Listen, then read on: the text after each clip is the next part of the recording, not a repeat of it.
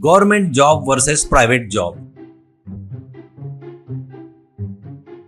अमलपुर नामक गांव में एक सरकारी स्कूल रहती है। उसमें बहुत से विद्यार्थी पढ़ रहे थे। उसमें अखिल और विकास करके दो बच्चे भी रहते हैं। दोनों भी गरीब थे, पर अखिल हमेशा पढ़ाई में आगे रहता है। क्लास टीचर कोई भी सवाल पूछे तो उठकर फट से जवाब देता था, पर विकास पढ़ाई पर कुछ भी ध्यान नहीं देता था। कभी भी देखे तो कुछ न कुछ खेलते हुए, फिल्में देखते हुए समय गुजारता था। अखिल के पिताजी और विकास के पिताजी दोनों लोग मजदूरी करते थे। दोनों का घर आजू बाजू में ही था।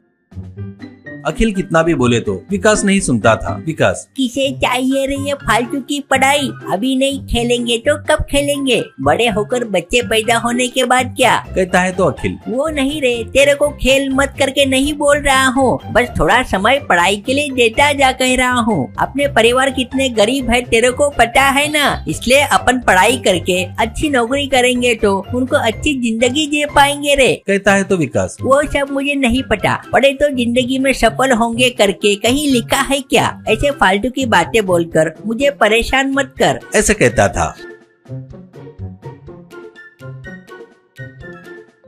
नया सिनेमा आया बोले तो वो पिताजी के जेब में से पैसे चुराकर अखिल के साथ ही स्कूल के लिए निकलता था और सिनेमा टॉकीज के पास रुककर, ए सिनेमा देखने जा रहा हूँ, ये बात किसी को मत बताना। सिनेमा खत्म होने के बाद ग्राउंड में खेलता रहूंगा, स्कूल होने के बाद आजा, दोनों मिलकर घर जाएंगे, ऐसा कहता था।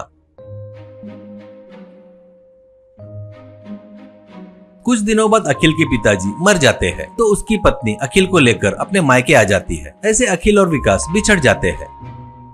कुछ साल गुजर जाते हैं। विकास 10th फेल होकर डिलीवरी बॉय का काम कर रहा था। अखिल अच्छे से पढ़ाई करके पुलिस ऑफिसर बन जाता है।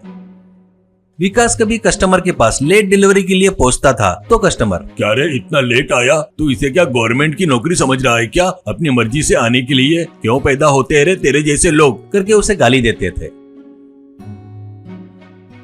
वहाँ पर अखिल को उसके ऊपर के अधिकारी तारीफ करते थे। शाबाश अखिल, तेरे जैसे ऑफिसर की डिपार्टमेंट को काफी जरूरत है, कहते थे। तेरी छुट्टी रहने के बाद भी आकर काम करता है, तू बहुत ग्रेट है। तू प्राइवेट जॉब वाले जैसे होते हैं ना, टाइम होते ही चले जाते हैं, वैसे नहीं जाता है तू, काम पूरा खत्म करके ही जाता है, वो तो और भी ग्रेट है, ऐसा कहते थे।